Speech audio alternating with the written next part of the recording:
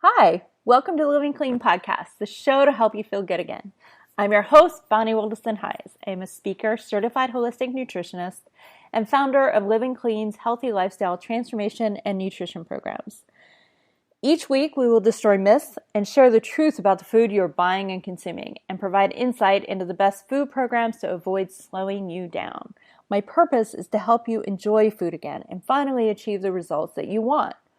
I believe that everyone deserves to enjoy mouth-watering, good-for-you food that doesn't send you running for relief. Now, let's get started.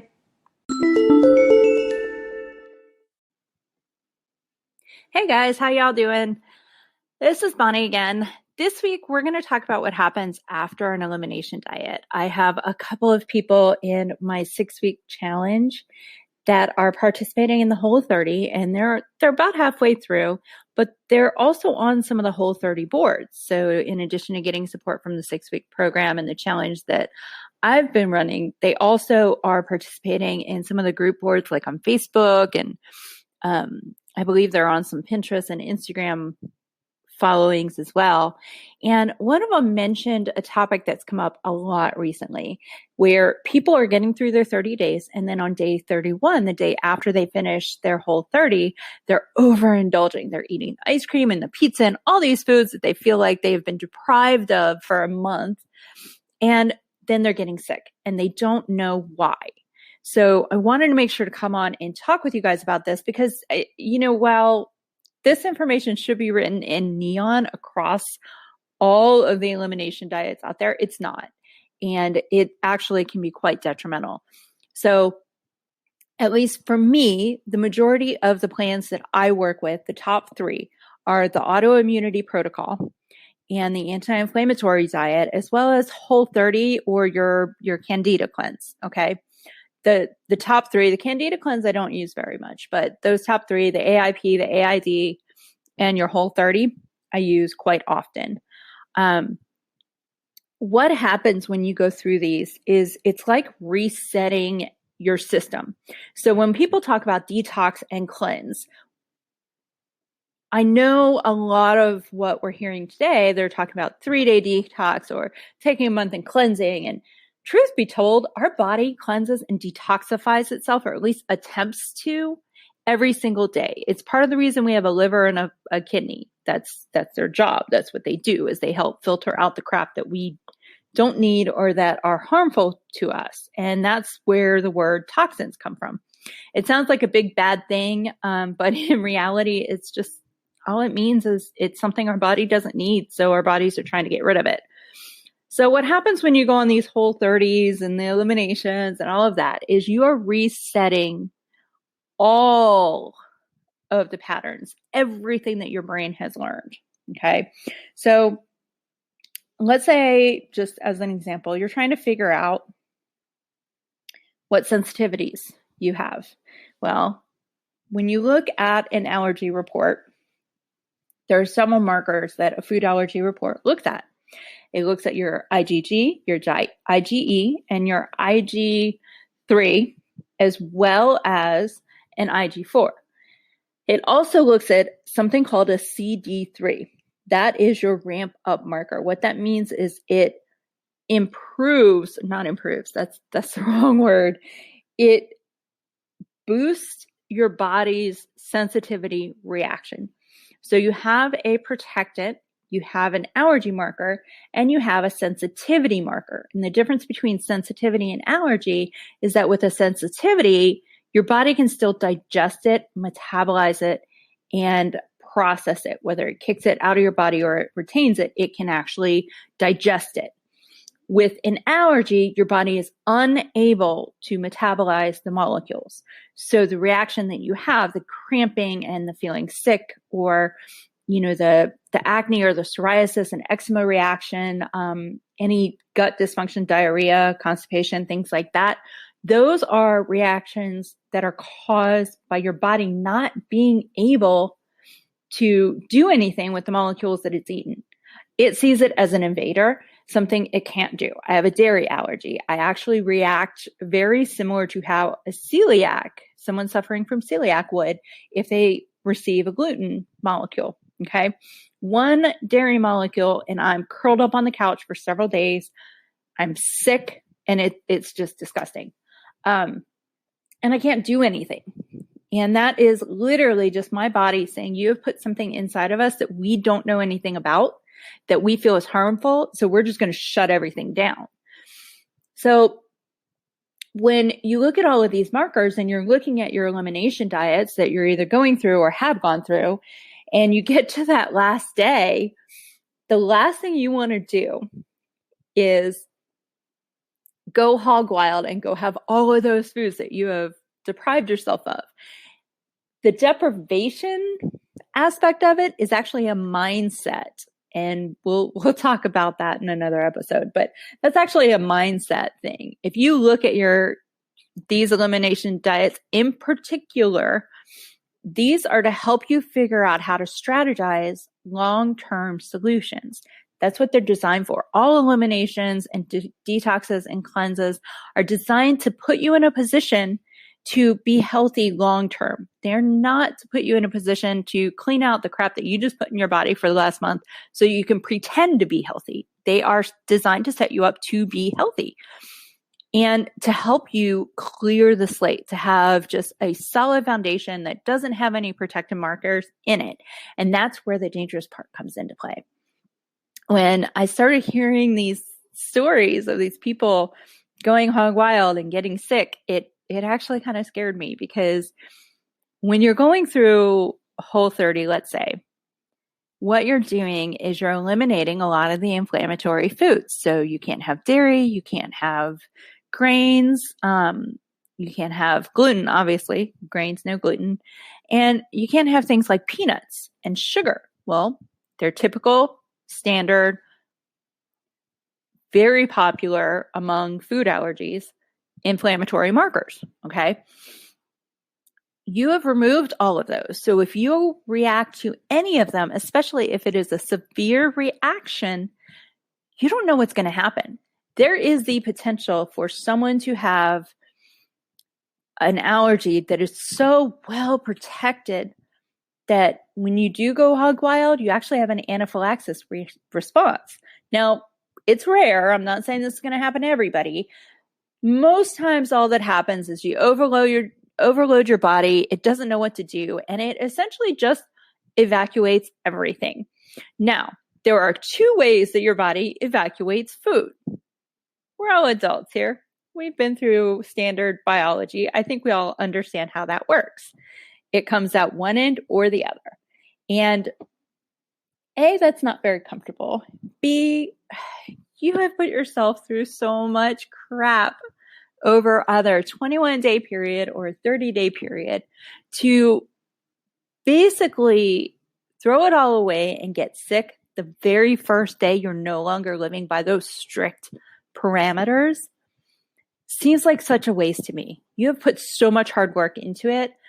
I would hate to see you guys push that aside just for a small bit of satisfaction, when in reality, that small bit of satisfaction can be around for the rest of your life.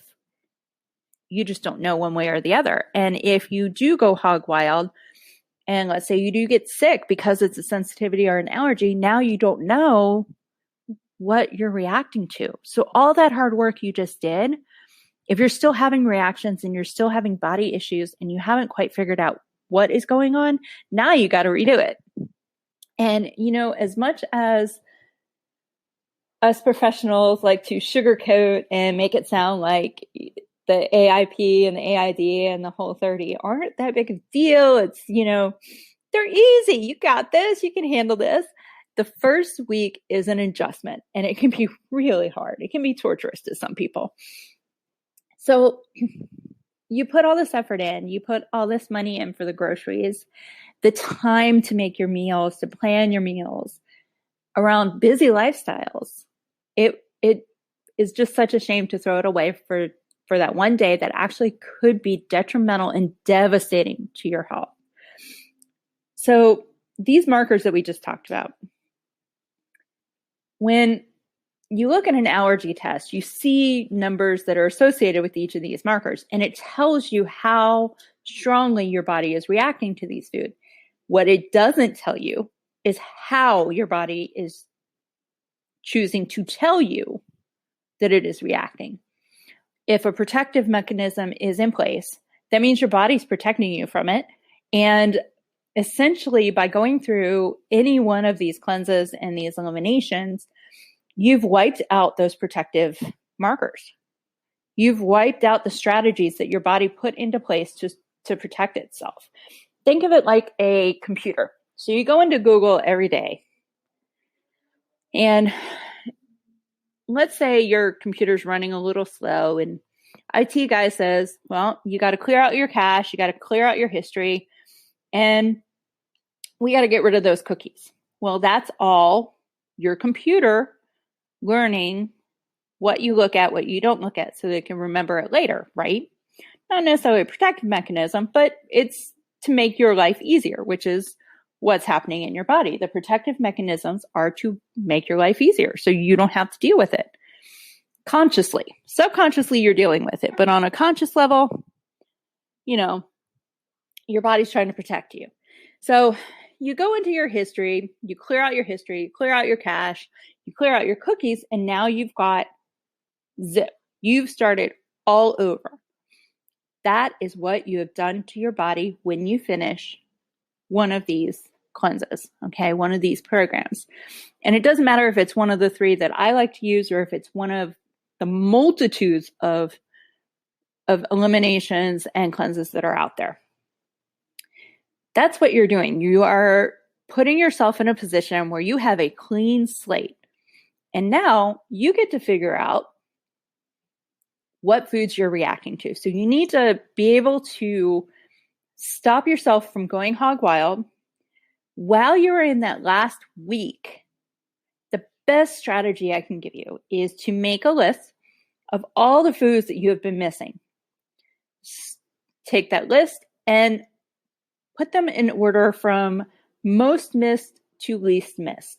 And that's how you can determine which foods you're going to add in first and which are going to be last. And adding foods back in actually is fairly simple.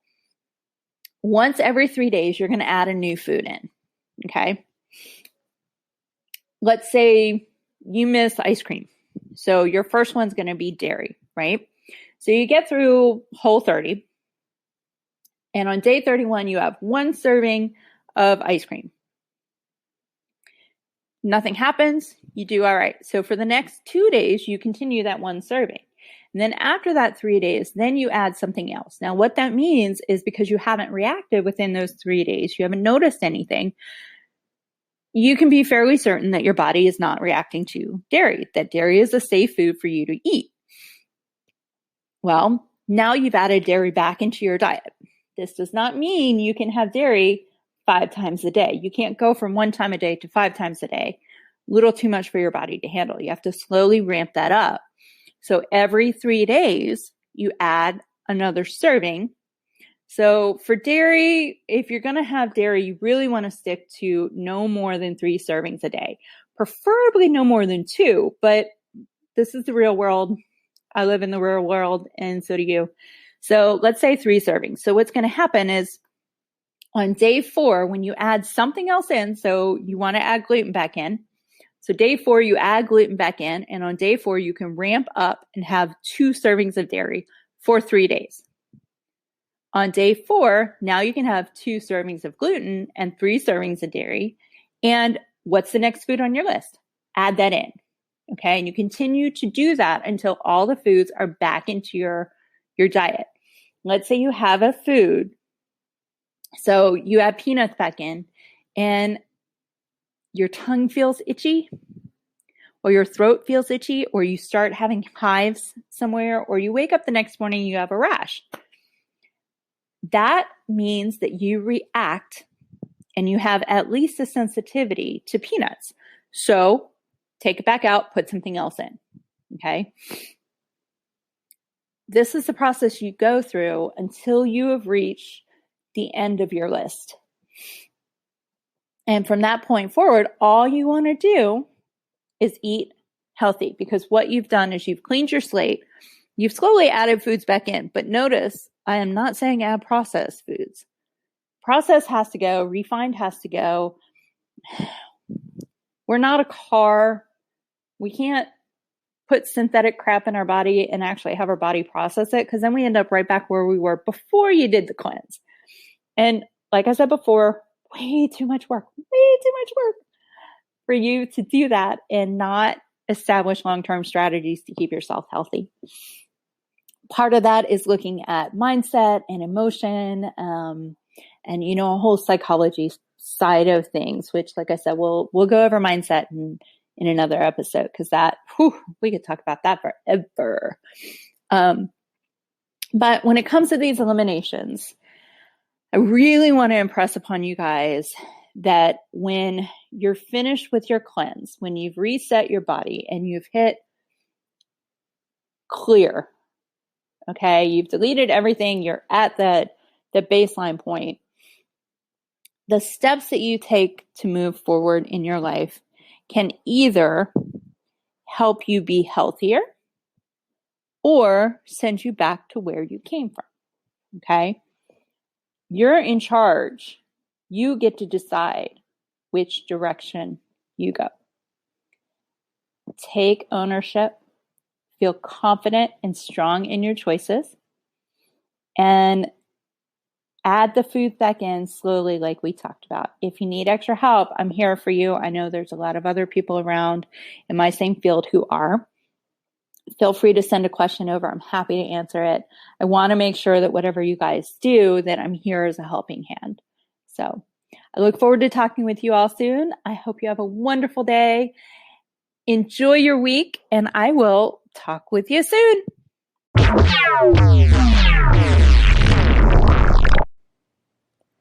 Thank you for listening. Did you love this episode? If so, share this with a friend or someone you think would find it helpful.